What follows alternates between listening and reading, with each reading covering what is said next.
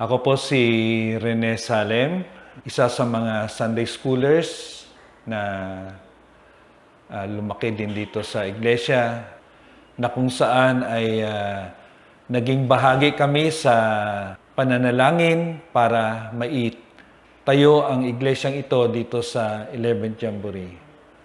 Isa sa mga naalala ko, yung lugar na ito ay puno ng ipil-ipil. At sa paligid niya ay puro mga buhangin.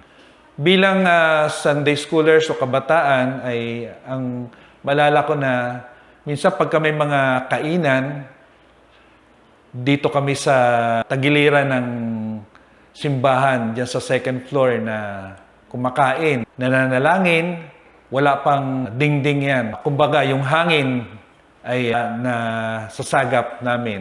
Talagang nakakatuwa dahil nakita ko kung saan nagsimula ang KBCF dahil sa pananalangin ng bawat isa.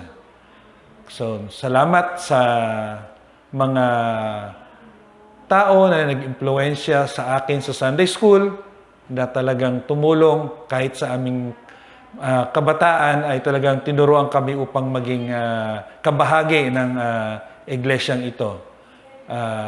Salamat po sa mga guro na siya pong nagtiyaga sa amin para kami ay gabayan sa aming paglago bilang Kristiyano. Salamat po sa KBCF